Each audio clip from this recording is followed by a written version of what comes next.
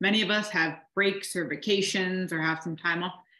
And most people, what they do is like 90% of the population is they take this time and they do things that further deplete them, right? They spend a lot of time on obligatory, dinner parties. They drink too much. They go and spread themselves thin and all these different things, when what we really want you to start prioritizing is, like, we see people do this on the weekends, right? They work a 9 to 5, they have a very stressful job, and then they spend all weekend binging or super exhausted or staying up late or doing all of these things that give them a temporary fix of relief.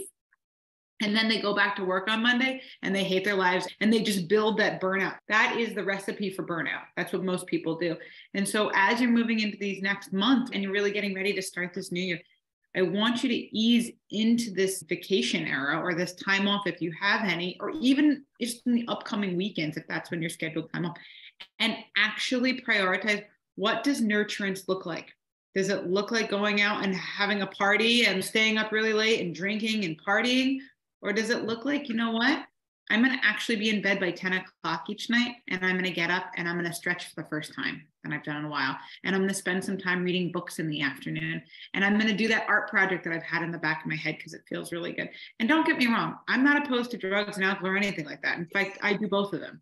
The point is that it's like, what is your intention with them? And how are you utilizing them to enhance your greater sense of self?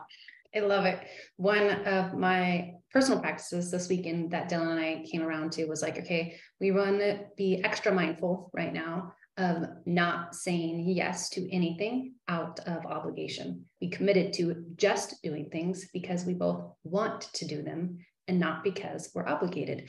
And so we had multiple opportunities this weekend, and it really looked at independently and together. Okay, do I want to do this? Does it feel good? Going through all the things, getting into alignment so I could make a choice that felt good.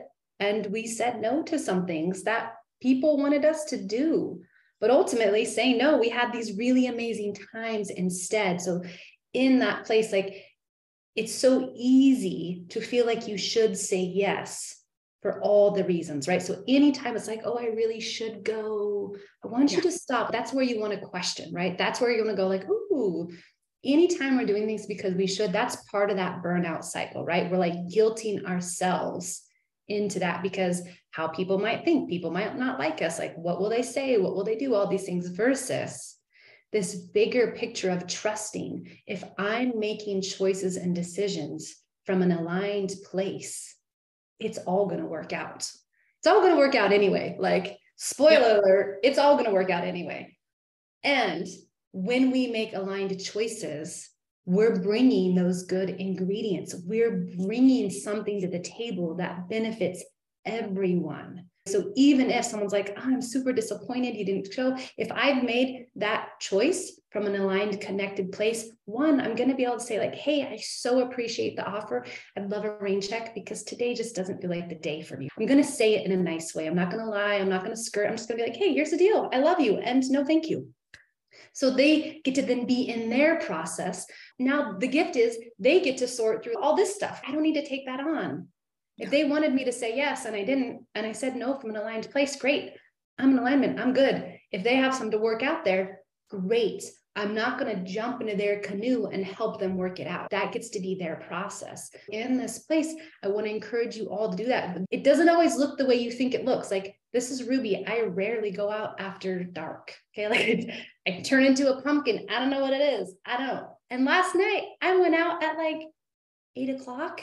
I went to this super great funk show and jazz and had a great time. Why? Because I checked in ahead of time. And instead of just saying no, because I say no, because I turn into a pumpkin, right? That's my story. I don't do things after dark. I was like, oh, but what would feel good? God, I really love jazz. Jazz always makes me feel good. Oh, I know our friends would feel good for them to be supported and if they could see us. Instead of doing my default, I checked in and made an aligned decision. So those are two examples, right? Not hanging out with friends because we felt obligated and choosing not to, and also doing something I don't normally do because I made an aligned, connected decision.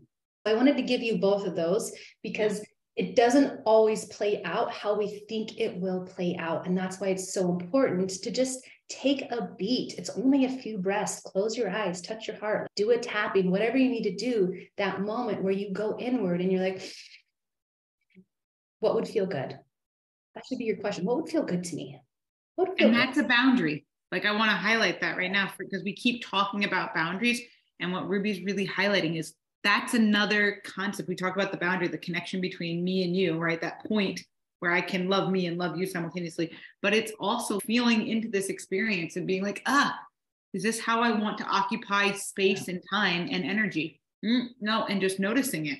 I love that you brought that up because that's what it is in another form, right? So many people feel like boundaries is such an elusive concept, and it's not. And the beautiful part is too, is you mitigate drama coming from that. So let's just say hypothetically, Ruby and Dylan went and did these obligatory things. They probably didn't want to do it. They showed up there. There's a pretty high chance they'd get into an argument. Something would happen, right? Maybe one of them would have been more exhausted. Like, you create a breeding ground then for more drama, for misunderstanding, for miscommunication. And also what happens is that you create other space, like you said, for people to do their own process, have their own experience. Her friends can get their feelings hurt, and that's okay. They have the willpower, they have this depth, they have all the resources needed to pull themselves out of that. And Ruby doesn't have to take it personally either, even if they do get upset. So it's like all these different ways that drama gets mitigated in that process.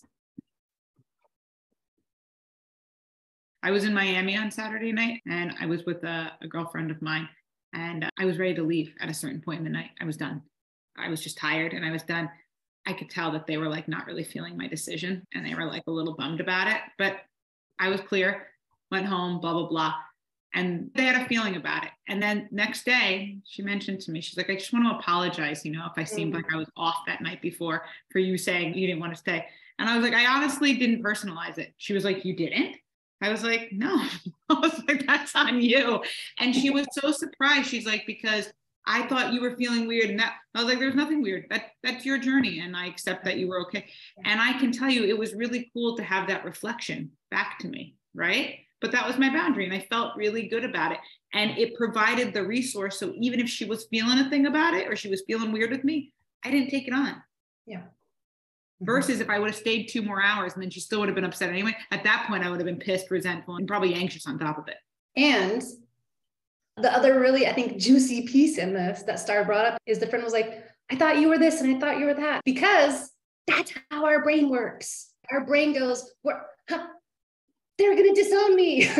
Right? Totally. That goes worst case scenario. And Star was like, nah, that was none of it. Right. So that's that trust. When I make an aligned choice, I'm going to trust that you can make an aligned choice too. Why? Because they will or they won't. But ultimately, it's the gift for them. And they were close enough that then her friend could be like, oh, I thought you were this. And Star could be like, yeah, no. I did what felt really good to me. So now on top of it, someone's like, I kind of want to coach my friend because they're not doing good and I can see why and all this. And we were like, let's not do that. Let's not coach someone unless you're in a coaching container, right?